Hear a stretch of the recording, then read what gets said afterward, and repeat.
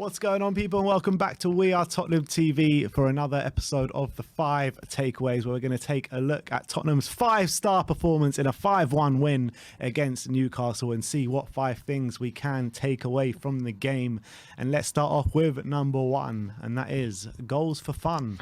Yeah, and Spurs in 2022 are now the highest goal-scoring team in the Premier League, having scored 30 goals since the turn of the year, and a lot of them coming ever since Kulusevski's been starting as well on the front three. And it just goes to show the free-scoring nature of this Antonio Conte side. And it isn't just Kane, Son and Kulusevski getting the goals, with the wing-backs as well, Emerson and Doherty getting in on the act as well. Going to say this Conte team is functioning to a good level now, and everyone's chipping in with goals, and I think us being the highest goal scorers shows that. Yeah, definitely, and it shows that, you know, we score 5 goals. Harry Kane's not even on the score sheet. 3 defenders on the score sheet, and Davis as well, to add to the wing backs that scored yesterday. Absolutely scintillating stuff. The chances are flowing, the goals are flowing, and when you cast your mind back to earlier in the season when we were struggling to get a shot on target, these kind of performances seemed worlds away, didn't they? Literally worlds away. And credit to Antonio, credit to Paratici in bringing in the players that did come in as well, because Romero, Kulusevski and Bentancur have all hit the ground running. So credit to everyone. And talking of Kulusevski, let's move on to our second takeaway, and that is DEKI, the creator. And look, everyone's been waxing lyrical about him, but the fact that ever since he made his debut back in February, no player in the Premier League has more assists than Kulusevski, with his 5 assists. And in 8 starts, he's got 2 goals and 5 assists as well, so 7 goal contributions. Very, very impressive for him. But obviously, yeah, but that's that. No player has more assists than him in the Premier League since his debut. It's very, very impressive, and he got another very impressive one yesterday. Could have had another one if Højbjerg turned his header towards goalwards. He's also involved in the build-up to the 4th goal as well, doing a 1-2 with Doherty. Another really great display from Kulusevski, and he's really turning provider for the rest of the team. And I'm just so happy. He just needs to start getting more goals, that's all. Yeah. And I'm sure he will with his left foot. Yeah, no, I'm certain of it. He will. I'm certain of it. And what's even more impressive, yeah, it's very impressive that he's the top assister since he's come. But if you just think about the kind of players that he's going up against for the assists, you know, you've got Harry Kane, obviously, who's been putting in the assists for years now. You've got Trent Alexander-Arnold, who's been unbelievable this season. You've got Kevin De Bruyne, who's got back to his best recently, in my opinion. I mean, you've got so many players. And then Kulusevski, a 21-year-old, first come to this league in January. And he's the most assists since he's joined. I think it's mind-blowing to me. It's absolutely mind-blowing, and long may it continue, because he is a top talent, and I'm loving every second of him. But let's move on to the third takeaway, and that is Son home comforts.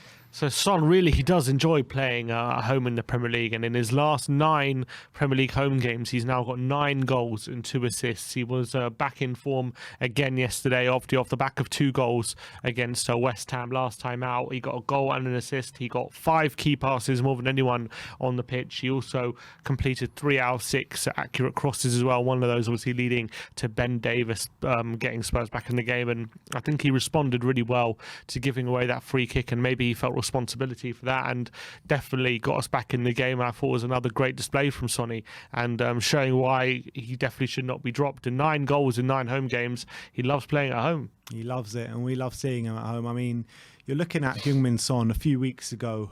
Some Spurs fans were maybe saying, you know, the guy needs to be rested a bit, maybe even dropped.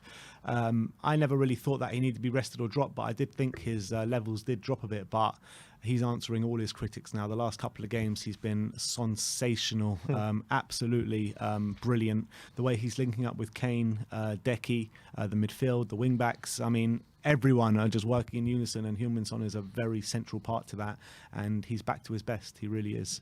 Let's move on to the 4th takeaway, and that is the comeback kings.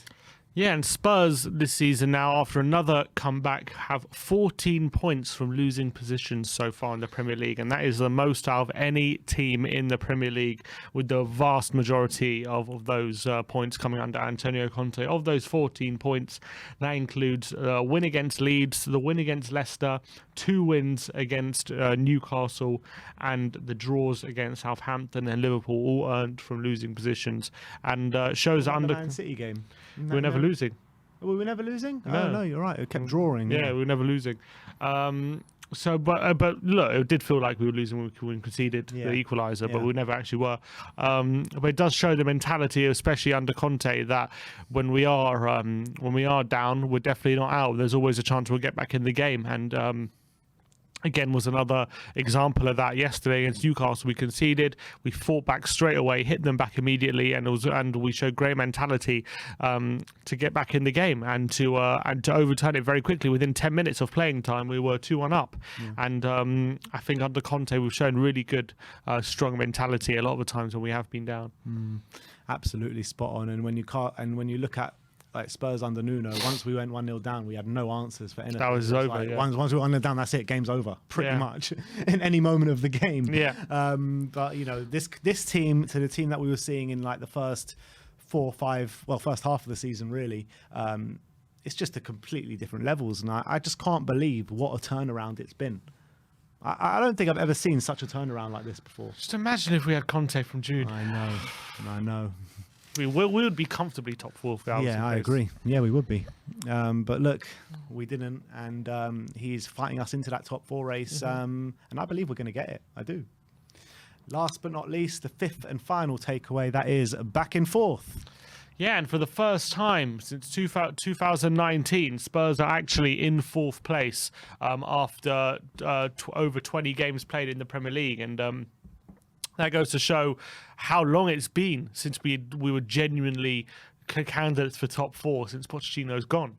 You know, the 2 seasons under Mourinho, we were well off it at this stage, and now we genuinely have a fight. Obviously, Arsenal have 2 games in hand, although Tottenham are ahead on goal difference. But seeing as, you know, a few weeks ago how far ahead Arsenal were on goal difference, we've caught up very, very quickly and overtaken them now.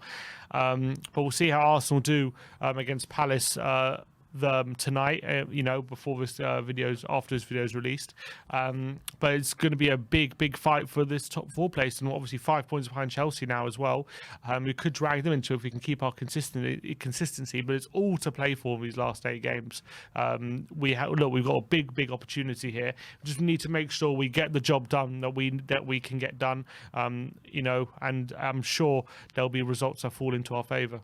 Yeah, I mean, I mean, if we concentrate on ourselves, not worry too much about what's happening around us, I think we'll get it. I think the level that the team is playing at the moment, brilliant, scoring goals for fun, creating chances for fun. Defensively, we're looking solid. You look at Arsenal, yeah, they're playing well as well, but they only seem to be winning games by the odd goal here and there. So I do feel like that can dry up with the strike force that they have.